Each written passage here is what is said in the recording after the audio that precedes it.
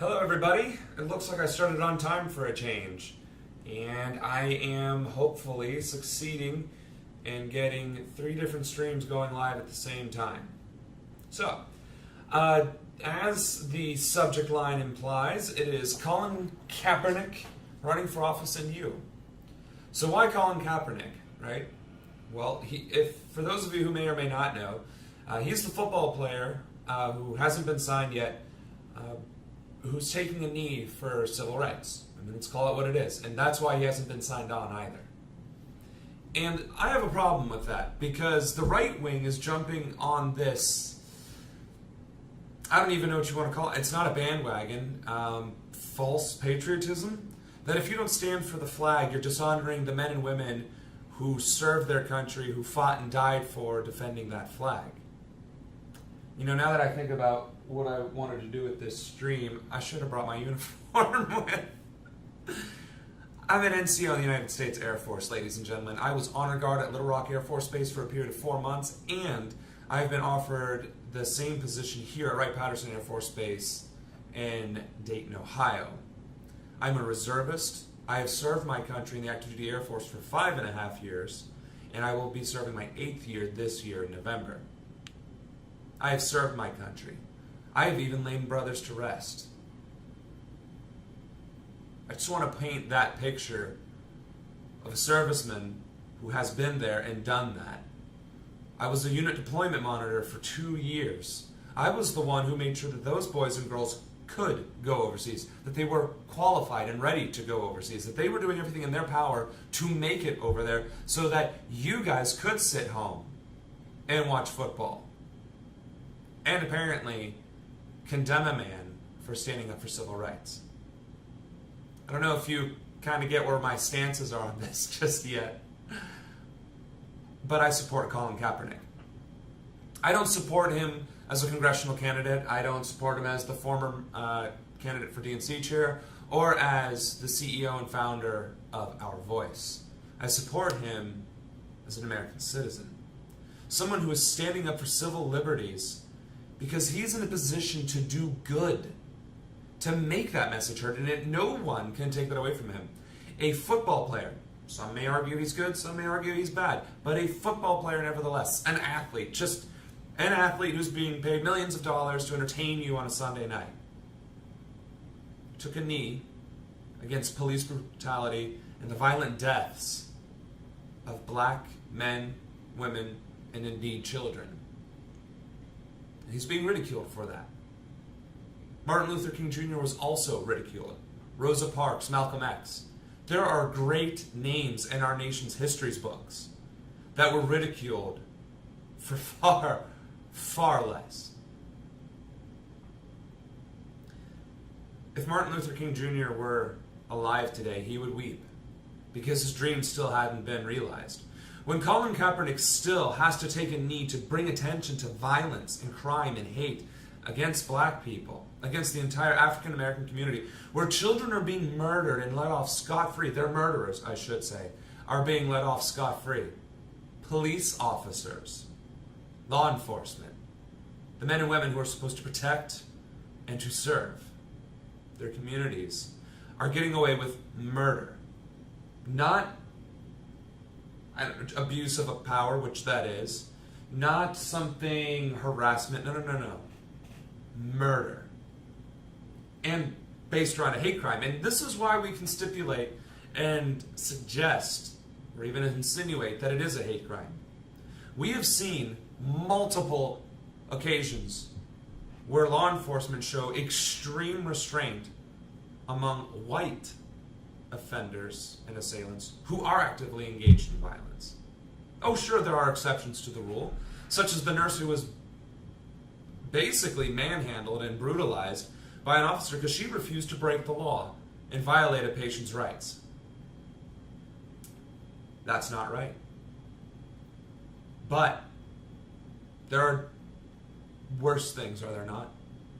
For instance, apparently trying to sell cigarettes on the street gets you killed without a second's thought. Being detained on the ground with your hands behind your back while you're actively admitting you have a firearm and a permit gets you killed.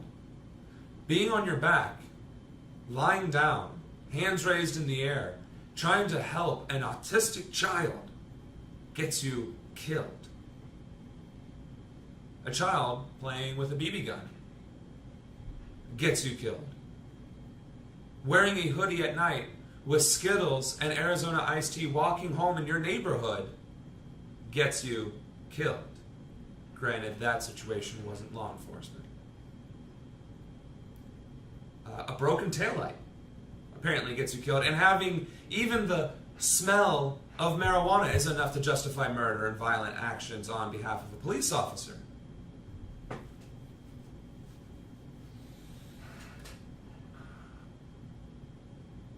I understand completely why Colin Kaepernick refuses to stand for the flag or the Pledge of Allegiance or the national anthem or whatever other patriotic thing that we do in this country.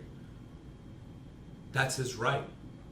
And in fact, it may very well be his obligation. He may very well be at a point in his life where he cannot stand the injustice so much so that he has to do something completely unheard of, unknown, unseen. Taking a knee. Now, we can get into the history of how long it's been since the national anthem was even played in football games, or the fact that it was the military trying to boost recruitment numbers by showing patriotism and tying all athletic functions into it. We can talk about that, but the reality is, tradition or no, long-standing or not, it's made its point. Black Lives Matter has been met with riot police, tear gas, and worse every time they organize.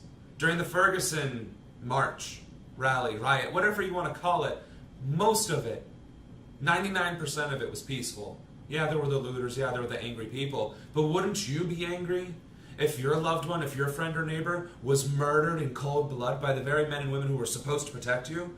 What if I donned my uniform, found some Arabic person shopping innocently at Kroger's and slammed them on the ground, busting their face?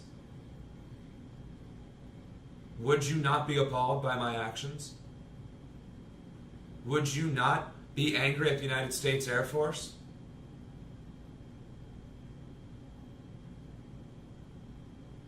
Apparently, that's not patriotic, though. Apparently, it's okay to kill black women and children, men, women, and children. Apparently, that's all right. It's perfectly acceptable. But standing up for those deaths is not. And being black and famous and wealthy is not enough to spare you the hypocrisy. It's rather disgusting, if you ask me. All I can say is I won't kneel for the flag. I will not kneel during the national anthem, in or out of uniform. Why? Because the flag represents a possibility, a hope. I believe in what this country can be, not what it is. And that's why I salute the flag. That is why I fold the flag. That is why I present the flag to the next of kin of the fallen. And that is why I do it proudly, with honor and integrity, because that is something I personally believe in. And through that belief, I respect and even congratulate and applaud and encourage Colin Kaepernick to continue to take a knee, because he is doing more for black lives. He is doing more to bring a light against police brutality and oversight and abuse of power and authority than literally anything else in recent history. Literally. A football player making millions of dollars, donating that wealth to provide tons, not just thousands of dollars, but tons of food to African countries, taking a knee to bring a highlight and a spotlight to police brutality and the deaths of innocents. He's done more in a year by sitting down than Black Lives Matter has done in years rallying, organizing. And it's no fault of theirs. I still support Black Lives Matter. It's just frustrating. I know it's frustrating. When I was in the DNC chair race, I was ignored. Right now, in my congressional race, I have the entire progressive platform, front and center, pasted, bold, print, the whole 9 yards. Exclamation marks and underlined. I am being utterly media blacked out. Completely ignored. And so is Black Lives Matter. And so are just about every other progressive social movement out there. But the NFL's not. No, it's not. And Colin Kaepernick is certainly not being ignored, because he has now put the spotlight of anger and aggression and patriotism on himself. He has singularly forced media attention through their false narrative of patriotism to make every man, woman, and child in this country understand that things are not correct, things are not as they should be, and that there are millions of Americans who suffer simply due to the color of their skin. We thought we were past this as a country. We thought we were beyond this as a nation. In 2017, we should be, but we're not. And that's why Colin Kaepernick sits or kneels. And that's why dozens and scores, if not hundreds now, of other musicians, artists, and athletes kneel with him or stand beside him in solidarity. The flag is a symbol. If I see anyone burning a flag in front of me, yeah, I'm probably going to react in a very negative light, douse the flame, and then force the person to take one end of the flag and hold it as I fold it and give it the respect it deserves. Because the flag is a symbol, and it's a choice on how you choose to react towards that symbol. Burning the flag is a statement. It's your right. I will defend that right from a distance, not up close. I cannot and I will not allow anyone to burn the flag in my sight. You can be angry at this country. You can be angry at the flag and what it represents to you. But what that flag should represent is unity. It should represent a hope and a future for all. I think kneeling is perfectly acceptable. I think refusing to stand for the Pledge of Allegiance when the country does not represent you, clearly doesn't represent you, is perfectly acceptable. But it's also acceptable to salute the flag and to give it the respect and honor it deserves because of what it stands for, what it can represent, the hope that it brings so many men, women, and children, not just in our country, but across the world. Yeah, fine. We're an empire. I'll say it. The United States is an empire in everything but name. Activity, action, trade, presence. We are an empire. And through that empire and that reach, many countries, many people do look to the United States for guidance and hope. Because we have so much. We have decadence. We have privilege. We have opportunity. Even the worst situated of us, even the poorest of our countrymen, have more access to food, water, and resources than the poorest, most destitute African countries, or South American countries, or Asian countries for that matter. That's also a fact. It's a reality. That isn't to say that our poor and that our impoverished and our suffering is any less because of it. It's simply that even at our worst, there are still places where it is worse. I think that's the biggest issue. We don't even understand our own blessings, our own opportunities in this country. We take them for granted, no matter what our demographic. And that's another reason why Colin Kaepernick kneels and sits. He wants to bring to light our privilege and our abuse and unappreciative nature of this gift.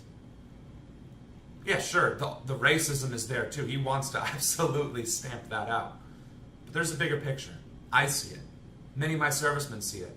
It seems to be a few narrow-minded people that think if you're not a patriot, you're not standing for the flag. Well, no, it takes true patriotism to sit, to bring exposure to a bigger problem. That's patriotism. E pluribus unum. That is patriotism. Everything else is just zealotry and nationalism. And we've seen nationalism. We've seen the Charlottesville marches, the Nazis marching in our streets. That is un-American. And yet, law enforcement treated those people with utmost respect and care, even when they were armed, even when they were actively engaged in threatening the lives of counter-protesters, when they did, in fact, drive a vehicle into a crowd of protesters and murdered Heather.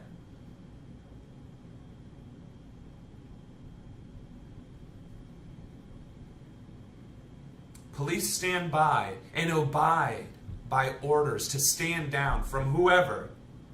Some say it was the governor.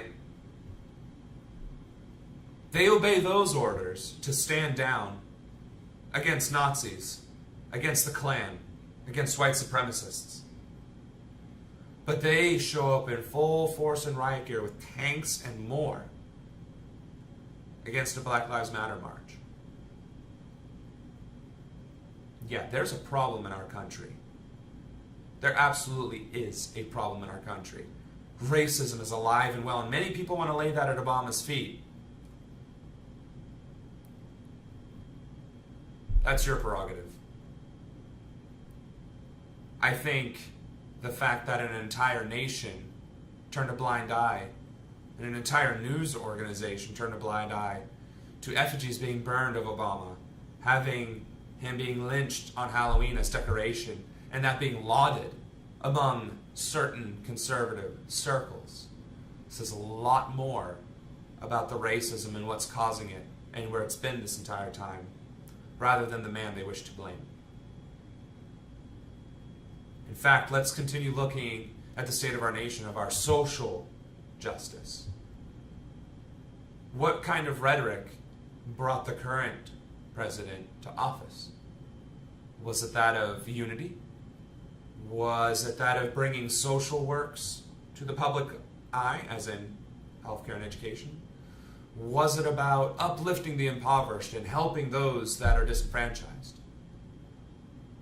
Or was it about building a wall? Deporting families and innocents? Travel bans to Muslim countries, but ironically, not the ones where he himself currently has business interests. Hate is winning in our country, ladies and gentlemen. Racism is winning. Intolerance and discrimination are alive and well in these United States in the year 2017. Colin Kaepernick is doing exactly what happened in the 50s and the 60s, what Rosa Parks started, what Martin Luther King Jr. embodied, what Malcolm X told us all then. He shouldn't have to take a knee. He shouldn't have to sit. Jay-Z shouldn't have to turn down a Super Bowl performance. Beyonce shouldn't have had to perform in such a manner as to pay homage to the Black Panthers. These things should not be happening. And the only reason why I'm not mentioning more names is because in my, I'll say it, frustration, I don't want to get the names wrong. I know the last names, Rice and Gray. I know Sandra, I know too many names. Honestly, there's far too many names. And from this year alone, ladies and gentlemen, these police killings aren't over the course of decades. This is in the past 2 years alone. And not even like 24 months of 2 years. Like barely over 12 months. 15, 16 months. This is disgusting. So yeah, I stand while Colin Kaepernick kneels. I stand with him. I support him. I absolutely do. And every other effort to bring light to this issue, I support and applaud. And it's one of my major platform issues. We need fundamental police reform.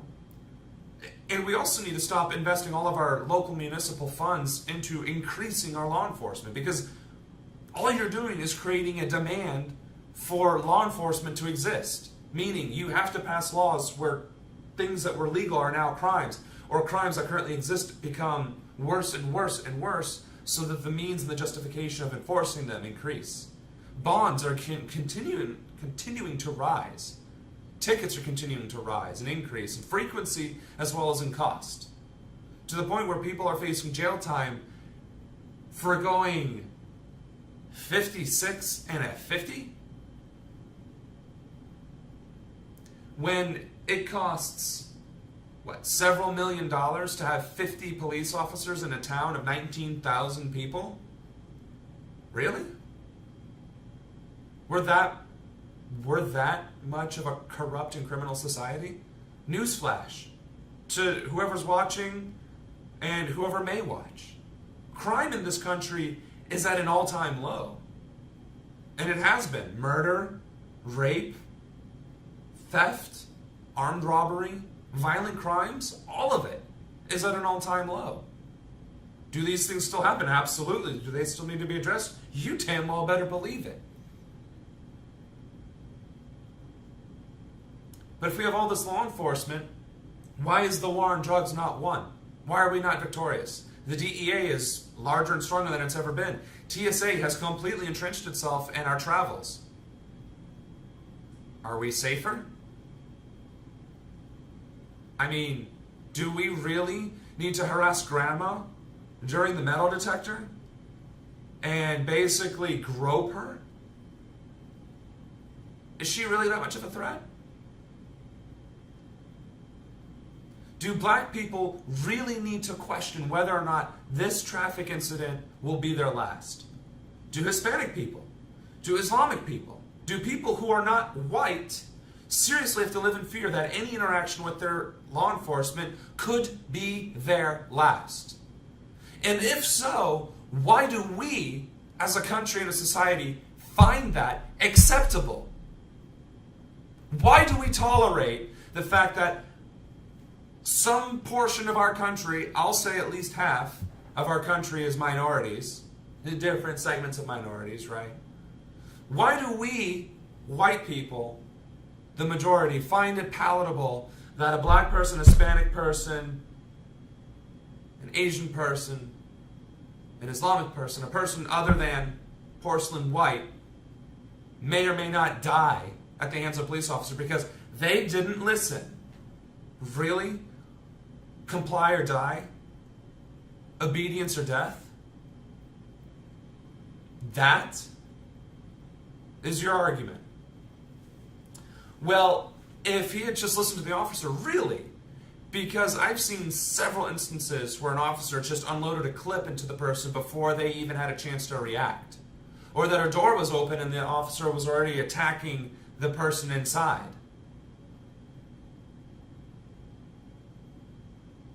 We need comprehensive police reform. We need a full overhaul. And you know what? We need a blacklisting of police officers who are known to be violent, who are known to be racist, xenophobic, and homophobic. Why are officers allowed to carry their own firearms on duty? United States Air Force. When I was active duty and I was getting people from home station down to the AOR, they were either issued a weapon there or they had to sign it out from our armory. And you know what? There are plenty of gun nuts. I mean, I was in Arkansas. You better believe there were a few people with a couple of guns around, right? You are unauthorized by the statutes and doctrine of the Department of Defense and AFI, so Air Force Specific Code, and as well as all the other branches, from carrying your own weapons. And we are trained to fight and to kill and to defend. We are actively engaged in the use, maintenance, and care of weapons, firearms, and other implements of war.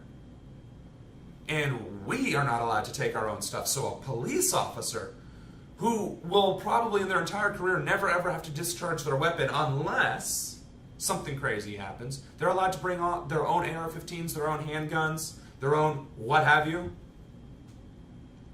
Oh, because the department can't afford weapons. Well, maybe they can't afford 50 police officers or 100 police officers when your entire population is 19,000 people. Really?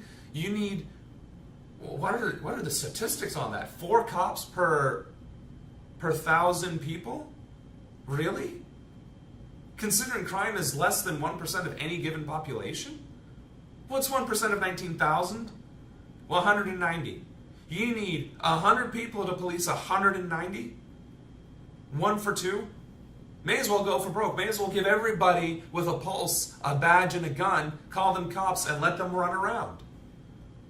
Clearly, giving people a badge and a gun results in the deaths of innocents.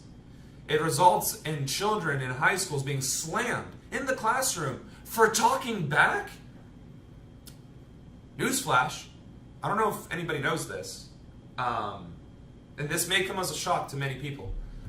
Teenagers are known to be unruly and sometimes emotional.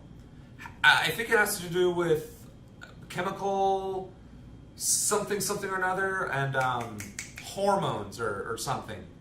Hormones and chemicals and growth and puberty. I think it has to do with the development of the body or something. And sometimes, teenagers can just go from 0 to 60 for no reason whatsoever. And I don't know. I've also heard that teenagers can be willful at times. Rebellious even. I don't know. I think I've heard a rebellious teenager as a term before, so I don't know. You would think the officers that are in those positions, though, would be attuned, accustomed, trained for, cognizant of that fact, and not treat a 13-year-old little girl like a violent offender, slamming her while in her desk on the ground and damn near breaking her arm in the process. But there's good cops. You're right, there are. There's plenty of good cops. I've even met some. I've shaken their hands. I've had polite exchanges while they wrote me a ticket. And I really told them, thank you, officer, have a nice day. I appreciate this fine. That's really not needed. I can have that conversation.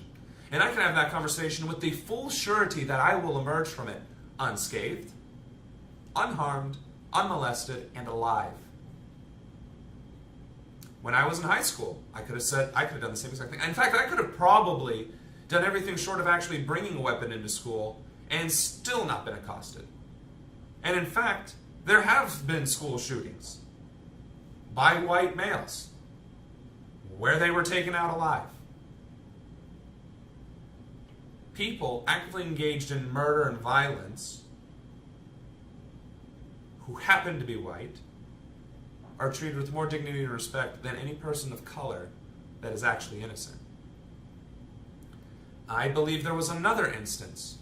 Right after the Mayweather versus McGregor fight, there was a purported gunshot. And while everybody was fleeing, cops targeted one person in particular, a large black man running away from the sound that was a gunshot. And they tackled him, and they bound his arms behind his back, and they put a pistol to his head. Now, I don't know how many people have actually been on the business end of a firearm or seen someone wield a firearm with ill intent. I have. It wasn't leveled at me, but I've seen someone armed with every intention of using it against me. It's not a pleasant feeling. I mean, I brushed it off given the situation, but it's not a pleasant feeling. Now, to have someone in a position of authority while you're hopeless, or I should say helpless, and in no position to defend yourself, and then that barrel of a gun jammed into the back of your skull, while the person holding that firearm is saying, "This is the police. If you move, I will fucking blow your brains out." And I use that word specifically. I know I'm doing a congressional live stream, but I think it paints the picture. What does that say? And what does it say about a society that tolerates such behavior from the men and women who should be better than that? Who should have the training and the poise and the control to not act like that? In the military, when you are actively engaged in combat, where your sole purpose for being there is to kill someone else so that you yourself don't get killed, you are not allowed to fire back unless fired upon and they are actively engaged as an active enemy combatant. That is in the LOAC, the Law of Armed Conflict. It's also somewhere in the Geneva Conventions, and it's throughout all of other military doctrine. If you are not a lawful combatant, and I, as a soldier, as an airman, as a Marine, as a sailor, kill you, I not only get dishonorably discharged, but I could be guilty for any number of war crimes, which is punishable by death in times of war. And a lot of these combatants on our side are teenagers straight out of friggin' high school, 18-year-olds, 19-year-olds, 20-year-olds, who are in this situation, in the heat of the moment, bullets swimming past them, their buddies getting shot, hit, or killed next to them, and they have to show restraint. But a police officer in a community is allowed to just discharge their weapon because they feared for their lives? No. That is unacceptable.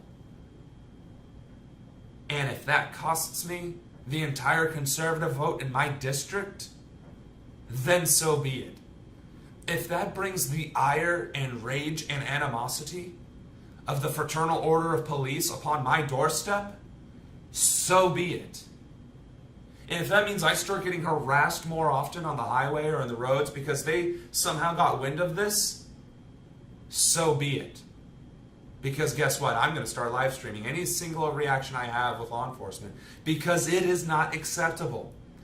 My tax dollars should not be a death sentence to my fellow citizen.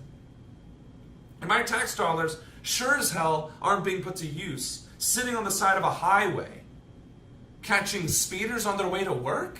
Really? In what study or scientific process did somebody determine that 60 should be the speed limit for highways and 55 should be the speed limit for country highways and that 65 is fine for interstates and 70 is fine for blah, blah, blah? Oh, that's right, it's arbitrary. Some legislator, some executive branch person said, you know what? We're going to set the speed limit at this, and we're going to enforce it. That's what they said. That is why speed limits exist. Because it is the easiest thing to quantify, track, and prosecute someone with. Well, this here speed gun caught you going at 75 and a 65. So guess what? Here's your ticket. Because that there sign that's placed there for me to pull you over to justify my actions says you're guilty of a crime. That, to me, is not justice. It's not law enforcement. Well, it is enforcement of law, for sure, but that's not what policing is about. And if that's what policing has become, and that's what we find acceptable, then, as Benjamin Franklin said, a society who would sacrifice freedom for security deserves neither. And again, if that costs me votes and makes me unpatriotic, then step up to the plate. Raise your right hand and swear an oath to your country. Run for office. Run against me. Or shut up. Because cowardice is un-American. It is also unpatriotic. Being a keyboard warrior, being outspoken and saying, well, that football player is not American enough, he's not standing up for what... Sit down, shut up, go to your local recruiter and sign up for the Army Infantry or the Marines or the Navy or the Air Force. I don't care if you even do sign up for a combative position. Sign up for maintenance, sign up for the medical field. Be an administrator. I don't care. Put on the uniform. If you're so damn patriotic, step up or sit down. Because I take personal offense that as a country we find it acceptable that law enforcement are violent, ruthless, brutal, and unyielding. That there is no statute of limitations to what is a lawful or an unlawful order, because there is none. There is no law and no judicial case that actually has set in stone in black and white what an unlawful order is, which means law enforcement could pull you over for speeding and tell you to get out of your car, strip naked, and dance in the middle of the street. Or else they'll arrest you for disobeying an officer, and then for resisting arrest, and then whatever else. Oh, sure, you could probably sue the department, but guess what? That's more tax dollars. Meaning, the police department will lose the case, right? It's like, yeah, well, we probably shouldn't have let that officer go. We'll fire him, but here's your $3 million. Who pays for that $3 million? Is it coming out of police pensions? Is it coming out of the police, I don't know, snack bar fund? No. It's coming out of, it is actually part of the budget. It's actually part of the municipal budget. When I was going through the city of Lancaster and state of Ohio, and of course the federal government, I was going through the different budgets, seeing where monies could be saved, how to allocate resources, how far do our tax dollars actually go, where could they be cut, where could they be put instead, what would transitioning to clean energies and all that stuff look like, right? But under law enforcement,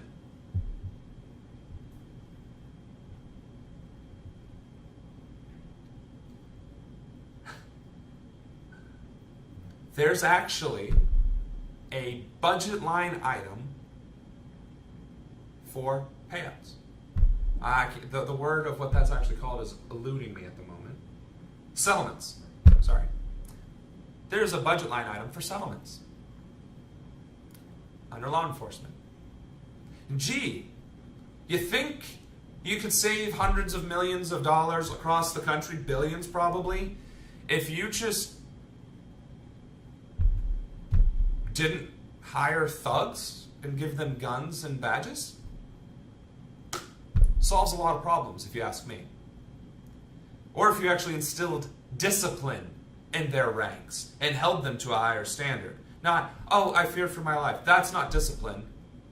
That's certainly not a higher standard. That's cowardice, justifying murder, or a hate crime, however you want to look at it. And I think there's many in our country who would look at it as a hate crime. So no, we need fundamental police reform. And that's why Colin Kaepernick kneels, sits, does not stand for the national anthem. And he's right. So, I think I've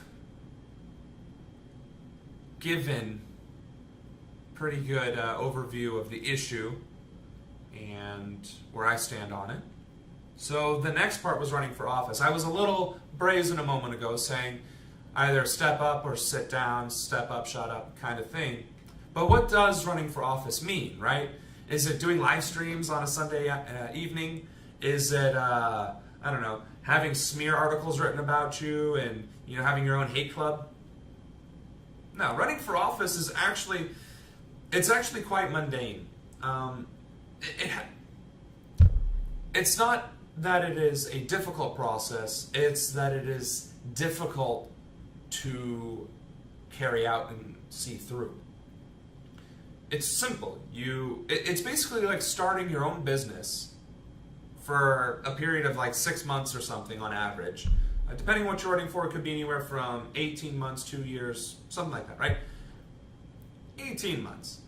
It's like starting from scratch your own startup business and trying to make it extremely successful in a period of 18 months, selling a brand yourself.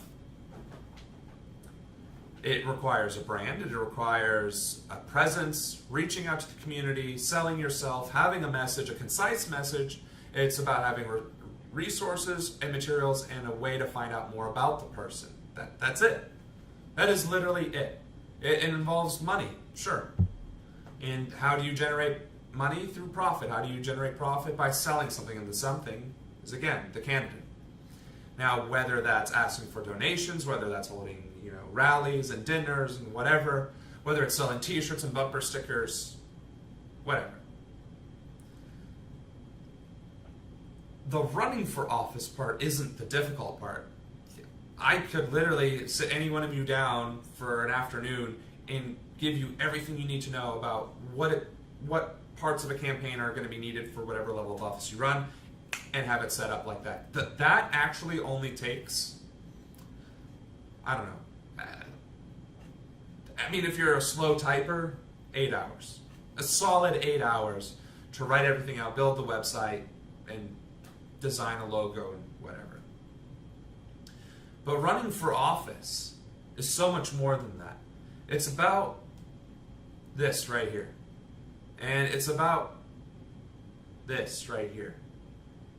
You can be passionate but still not be able to lead anyone. And if you're going to run for office, you still have to be able to lead someone. And that isn't a judgment on people. Some people aren't meant to lead. Some people don't have grandiose ideas or ways to carry them out. That's not a problem. Don't run for office. Support those who are running for office. That's also part of it. Knowing what you should run for. I'm running for Congress. I have a national profile. I ran for the DNC chair. I have to run as a Democrat because in the state of Ohio, you really can't run as a third party. It's just not, they block you, right? And because I ran for the DNC chair, I can't even choose to run as a Republican against the incumbent. I preach it all the time. If you're going to run for something, run as the majority party and either win the primary or bust. I mean, honestly, in these gerrymandered districts and the way our country operates, the only real way that you're going to win is if you can beat the incumbent in their own party, Democrat or Republican. So for my race, it would make far more sense to go after the incumbent as a Republican and force him to the debate stage, which I probably could do as an individual, as a person. But because of my background as running for the DNC chair, that's a noose, that's an anchor, right? That being said, running for office is so much more than having ideas or having a passion, right? Because you can have all the ideas in the world, but if you don't have the passion or the ability to convey those ideas, then it's also a moot point and you don't need to lead. So fine, not everybody can run for something.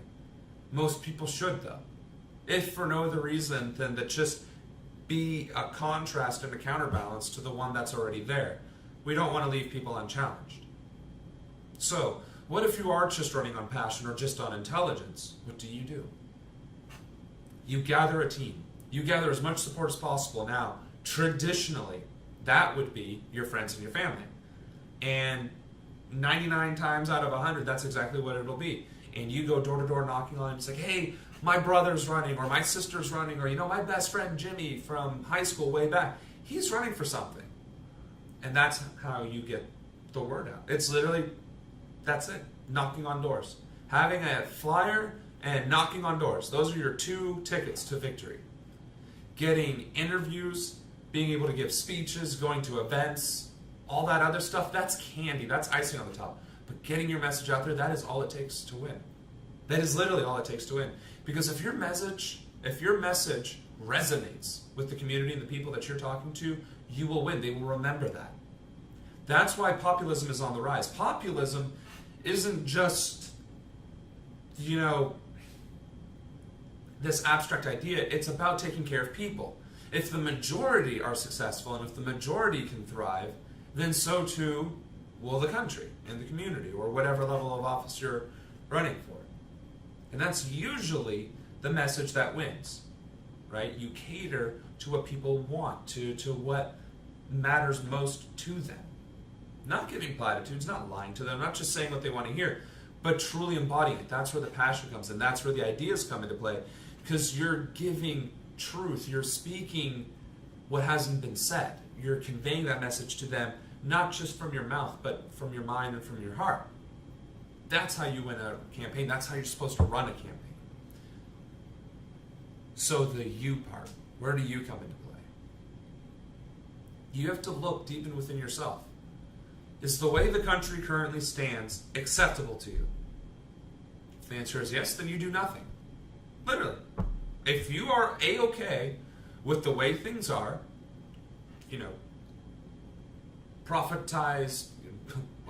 profiteering in the prison industry, pharmaceutical industry, education and healthcare industry, the complete thumb and depression and just complete disallowing the clean energy industry to grow and prosper, police brutality, comply or die, the continued racism and intolerance that continues to flood our country, the fact that women are having their rights stripped instead of given, the fact that the LGBTQ community has to continue to worry about having equal rights under the law? If these things are okay with you, then do nothing. But if you see a problem, if any of those things or something else bothers you, then do something about it. I personally don't care if it is running for office or helping somebody run for office. Go to rallies, join an activist group, be a part of the community, do something community outreach. Promote your local businesses like your mom and pop shops, the little coffee shop type things. Do it. But do something. I understand some people don't have time because of job, life, education, having a family. I get that. You can't dedicate your entire being to politics or to activism or to whatever because you still have to keep food on the table and you have to manage to stay alive. I understand and I respect that. But support those people who do. If all you can do is retweet and share and like on Facebook and Twitter and Instagram and whatever else, do it. Absolutely do it. But be consistent with it. Continue to spread the word. Do the research. Spend an hour a day doing something. Even if that something is just liking and sharing. Because doing nothing is condoning what is. Doing nothing is tacitly saying, I don't care enough to do anything about it. If you truly can do something and choose not to, because my vote doesn't matter, oh, it's too hard, oh, we're going to lose anyway, but I'm in a Republican area, it's not going to matter. Every time they go to the rally, it's like 10 people. Then you're part of the problem.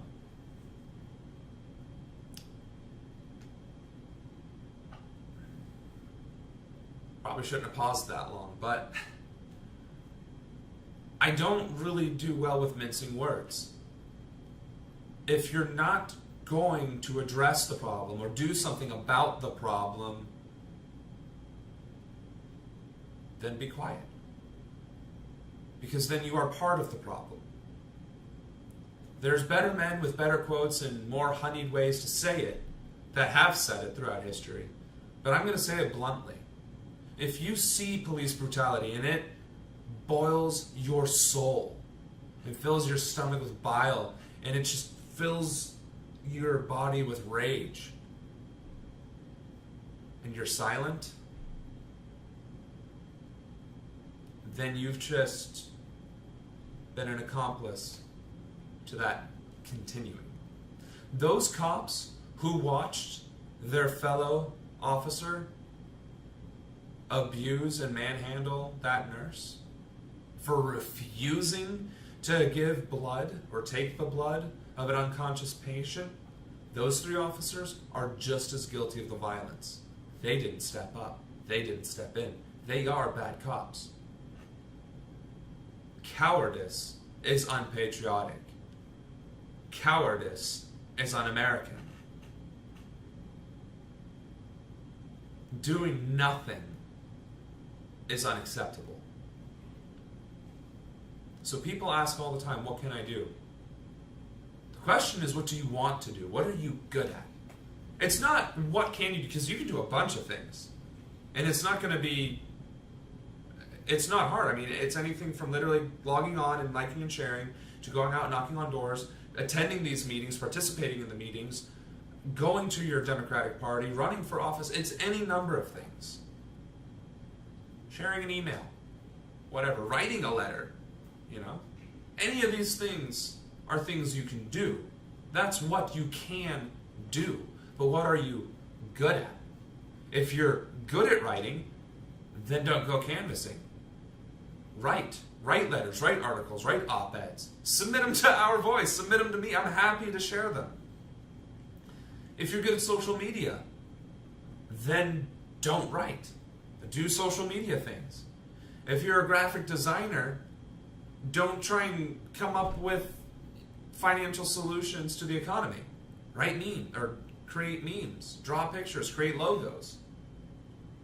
If you're great at organizing, do that. Don't waste your time on Facebook. liking and sharing things, go out and organize. Help organizations do better. Support them. You want to support the Green Party? What they need the most is competent leadership. They don't need angry Green Party supporters. They need people to build grassroots support structures. They need to grow the party system. They need to not be militant and angry and aggressive.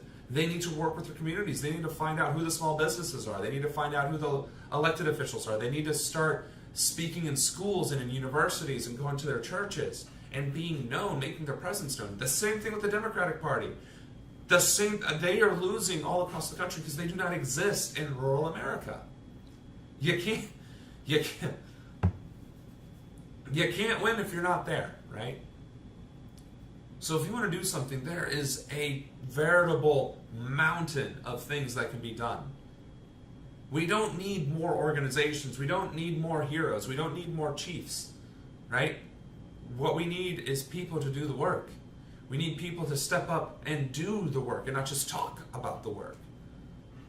There's plenty of organizations out there. Start a chapter of said organization. Don't start your own. Why compete against each other? Why? Why are there 5 or 6 progressives running for the same office? Why are 6 progressives running for the exact same office? Why did 21 progressives run for Congress in Los Angeles? Of course they lost. They split the vote by 21.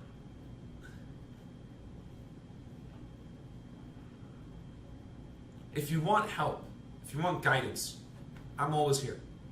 I'm happy to answer any and all questions. Actually, normally I do a Q&A right about now, so bit of a hypocrite, right? But I'll answer your questions. Message me. And if you need help or direction, like, hey, how do I go about finding my local whatever? You know, I might be sarcastic and say, Google, LOL. But then I'll say, you know, have you tried doing this? Have you tried doing that? We need to start working together and helping each other. Otherwise, the efforts of Colin Kaepernick, the efforts of Black Lives Matter, the efforts of Our Revolution, Our Voice, this campaign are for naught. The Bernie revolution will sputter and die if we don't continue to build upon it. Not support Bernie Sanders simply, not just spread, you know, talking about his Senate bill or anything. I'm talking really doing the nitty-gritty, thankless work. The unglamorous stuff. The things that really just is elbow grease. It's sitting behind a computer screen and compiling data and information, making phone calls, knocking on doors in 92-degree weather at the end of September. These are the things that win elections, that get activist organizations off the ground, that make movements happen, and that achieve social change. So, with that, let's see if we have a couple of questions that I haven't asked yet.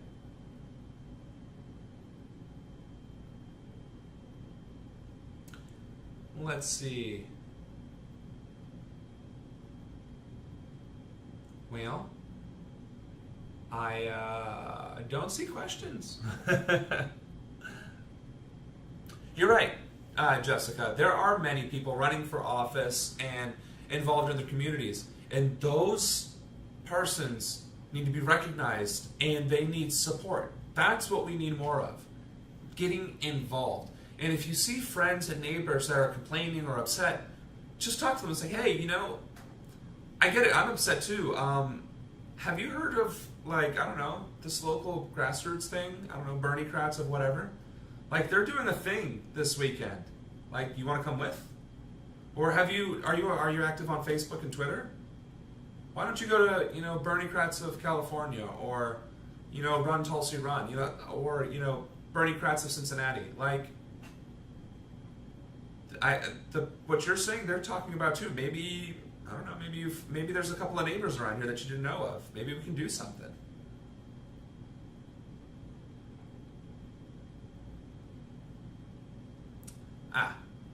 Sorry, I got distracted by a question. Squirrel, right? Shiny. So, Aaron, the question is,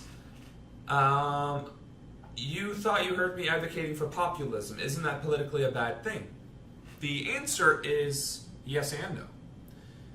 It is something that could be used against me, and it is something that is being used against Bernie Sanders and progressives, right?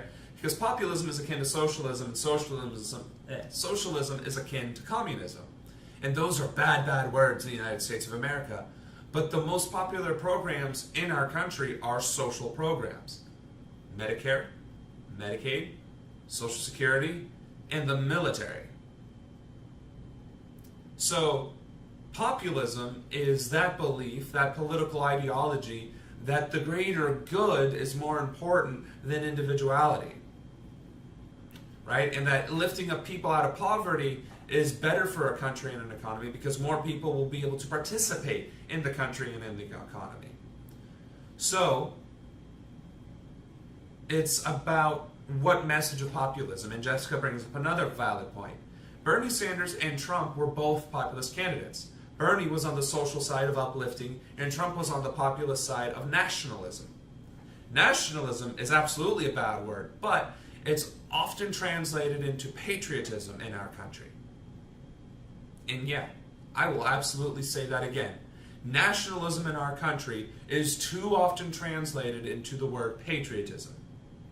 If you don't salute the flag, if you don't support our troops, if you don't support our law enforcement, you're not a patriot.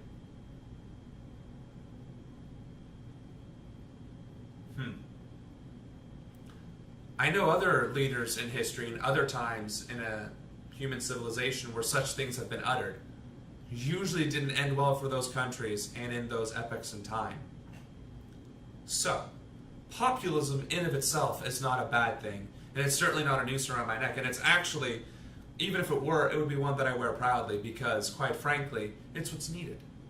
We the people are what's needed. The Constitution was written by, for, and of the people, not by, for, and of the corporations, the moneyed elite, and the powerful. I don't know when that started getting twisted and turned into, if you don't support big business, oil, wars on terror, the troops and law enforcement killing innocents in the streets, you're not a patriot, but that is the country we live in right now. That is the reality we face. I aim to fix it.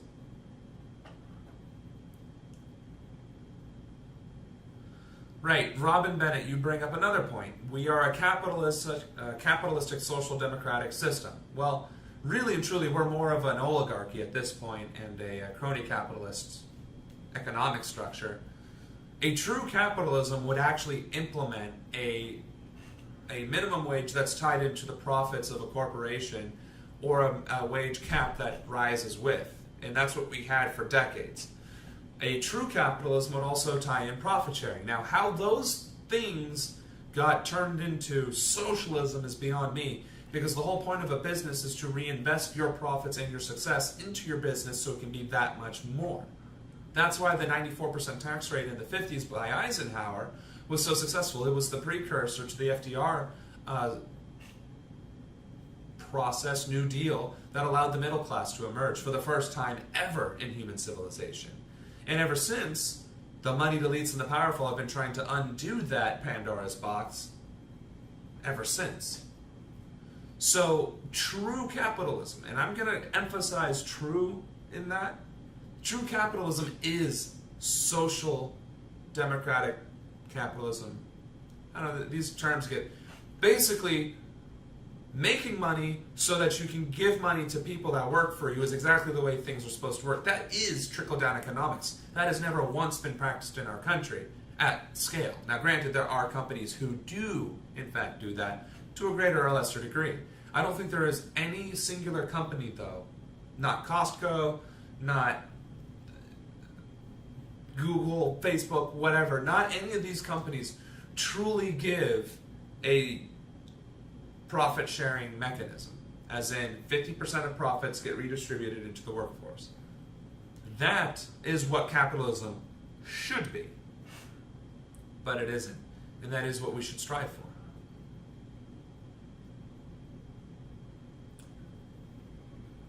for. Oh, let's see.